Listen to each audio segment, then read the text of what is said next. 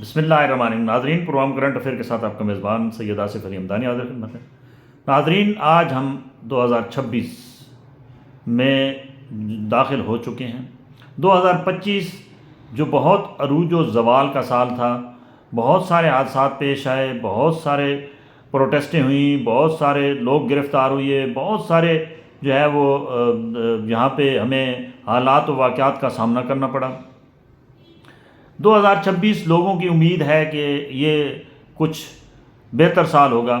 لیکن جو بین الاقوامی سطح پہ اس وقت تبدیلیاں آ رہی ہیں اس میں 2026 بھی انتہائی سمجھ لو کہ خوفناک سال نظر آ رہا ہے، کیونکہ سعودی عرب اور یو اے کے درمیان تنازع کھڑا ہو چکا ہے۔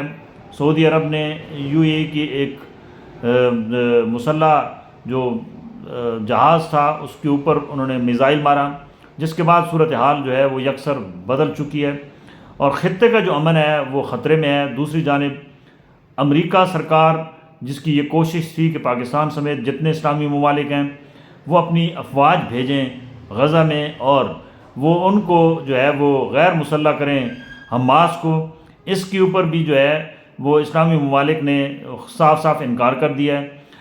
یہ بھی ایک تنازع ہے جس کے اوپر ٹرمپ سخت سیکھ پا ہے اور اس نے جو ہے وہ واضح طور پہ پیغام دیا ہے کہ اگر جن لوگوں نے اسلامی ممالک نے دستخط کیے ہیں کہ جی ہم امن فوج کا حصہ بنیں گے، اور اگر انہوں نے انحراف کیا تو ہم ان کے ساتھ جو ہے وہ سختی سے نمٹیں گے۔ صدر ٹرمپ ایران کو بھی دھمکی دے رہے ہیں کہ ایران کے اوپر بھی ہم بڑا اٹیک کرنے والے ہیں، اور اسی طریقے سے یہاں پاکستان کے اوپر بھی پریشر ڈالا جا رہا ہے کہ وہ اپنی فوج بھیجے۔ ہمارے نائب وزیر اعظم اسحاق ڈار نے واضح طور پہ اپنی پریس بریفنگ میں کہا کہ پاکستان کا اس قسم کا کوئی منصوبہ نہیں ہے اور نہ ہی ہم کوئی اپنی فوج وہاں پہ مسلم فوج کو کچلنے کے لیے بھیج سکتے ہیں، جس سے مزید جو ہے وہ کشیدگی ظاہر ہو رہی ہے بین الاقوامی سطح پہ۔ اور امریکہ جو ایک چال چل رہا تھا کہ اسلامی ممالک کو پہلے بھائی بھائی بنا کے ایک ایک سے اعتماد کا ووٹ لیا کہ جی ہم غزہ کے اندر جنگ بندی کرا رہے ہیں، دراصل وہ اسرائیل کو جو ہے وہ سیف یعنی اسرائیل کو تحفظ فراہم کرنے کے لیے یہ ساری پریکٹس کی جا رہی تھی، جس کا واضح عکس جو ہے وہ اسلامی ممالک کے سامنے جب عیاں ہوا کہ ان کے مذموم منصوبہ کیا ہے تو سب نے جو ہے وہ باری باری انکار کر دیا۔ اب اس وقت خطے کی صورتحال خوفناک ہوتی جا رہی ہے، اور یہی صورتحال کشیدگی برقرار رہی تو اللہ نہ کرے کوئی بڑا تصادم بھی ہو سکتا ہے جنگ کی صورت میں۔ دوسری جانب پاکستان امن کے لیے کوشاں ہے، کیونکہ پاکستان کے تعلقات سعودی عرب کے ساتھ بھی بہت ہی اچھے ہیں اور برادرانہ تعلقات ہیں اور بڑا بھائی ہے سعودیہ۔ اسی طریقے سے پاکستان کے یو اے کے ساتھ بھی، کیونکہ لاکھوں کی تعداد میں اس وقت بھی پاکستانی جو ہیں وہ یو اے میں اپنا جو ہے وہ روزگار کر رہے ہیں، اور پاکستان کے ہمیشہ یو اے کے ساتھ بہت اچھے تعلقات رہے ہیں، برادرانہ تعلقات رہے ہیں، اور پاکستان دونوں آنکھوں سے دیکھ رہا ہے کہ ان کے لیے دونوں برابر ہیں۔ لہٰذا یہ فیصلہ کرنا پاکستان کی اس وقت جو حکومت ہے اس کے لیے مشکل ہوگا کہ اگر کوئی ایک پریشر ڈالے کہ ایک سائڈ پہ ہو جائیں اور دوسری سائڈ کی مخالفت کریں تو یہ ناممکن ہے۔ بہرکیف پاکستان کا رول بڑا اہم ہے اس میں کہ وہ بیلنس رکھے، اور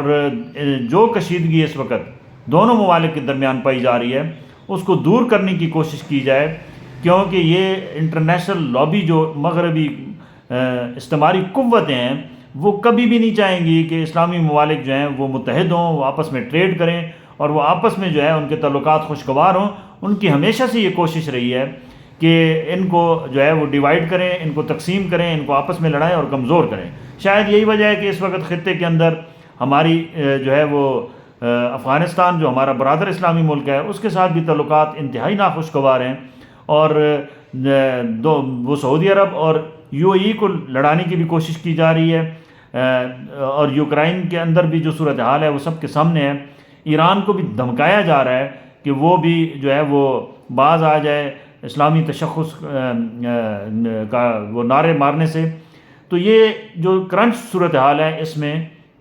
ہمارے اوپر بڑی بھاری ذمہ داری عائد ہو گئی ہے، اور ہم ایک بڑے امتحان سے دوچار ہیں کہ ہم نے 2026 کے اندر یہ جو بین الاقوامی سطح پہ بڑے بڑے دنگے فساد ہونے والے ہیں اس کو روکنے کے لیے ہم کیا کر سکتے ہیں، ہمارا رول کیا ہوگا، کیونکہ ہماری آرمی یہ تو پوری دنیا میں واضح ہو چکا ہے کہ اس وقت پاک آرمی جو ہے وہ انتہائی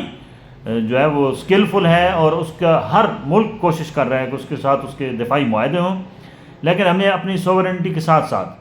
اپنے پڑوسی ممالک کی سوورنٹی کا بھی خیال رکھنا ہوگا۔ ہم نے کوئی ایسا اقدام ماضی کی طرح نہیں اٹھانا ہوگا جس سے بعد میں ہمیں ناقابل تلافی نقصان ہو، جیسے ہم نے سوویت یونین کے خلاف ہمیں استعمال کیا گیا، اور اس کا آج تک ہم رزلٹ بھگت رہے ہیں کہ ہمارے قرضوں کے اوپر یہ پورا سسٹم چل رہا ہے، بوجھ ہمارے اوپر ہے، لاکھوں کی تعداد میں ہمارے جو ہے وہ نوجوانوں نے شہادتیں دی ہیں، اور اس کا ہمیں ریوارڈ کیا ملا ہے؟ کچھ بھی نہیں، زیرو۔ بجائے ہمیں وہ ریوارڈ دینے کے ہمارے لیے جو ہے وہ انٹرنیشنل لیول پہ ایک اور کوشش کی جا رہی ہے کہ ہمارے خلاف جو ہے وہ بھڑکایا جا رہا ہے انڈیا کے ذریعے افغانستان کو کہ وہ پاکستان کے ساتھ نبر آزما ہو، اور پاکستان کے اندر جو ہے وہ پاکستان فوج کے اوپر، پاکستان کے جو ادارے ہیں اس کے اوپر اٹیک کرے، اور وہ طالبان کو استعمال کر رہے ہیں بطور ڈھال کے۔ حالانکہ طالبان چاہے بیڈ ہو چاہے اچھے ہوں، یہ طالبان کا ہمیشہ ہمارے اوپر لیبل لگا رہا ہے کہ یہ پاکستان کی پیداوار ہے، طالبان القاعدہ پاکستان کی پیداوار ہے، ہمارے اوپر یہ الزامات ماضی میں لگتے رہے ہیں، لیکن یہ اب بدقسمتی سے انہی کو ہمارے خلاف استعمال کرنے کے لیے جو ہے وہ پورا ایڑی چوٹی کا زور لگا رہے ہیں۔ 2026 اللہ پاک سے دعا ہے کہ اللہ پاک یہ امن کا سال ہو، سلامتی کا سال ہو، خوشحالی کا سال ہو، اور ہمارے جو حکمران ہیں اور جو باقی اسلامی دنیا کے سربراہان ہیں، اللہ ان کو اتنا عقل سلیم دے کہ وہ مغربی قوتوں کی اس گھرونے کھیل کو سمجھ سکیں، اور وہ آپس میں لڑنے کے بجائے متحد ہو کے ان گھرونی سازشوں کو ناکام بنائیں، اور اسلام کے خلاف جو یہود و نصارہ ہیں ان کے گٹھ جوڑ کو جو ہے وہ اس کا مقابلہ کریں۔ بہت شکریہ۔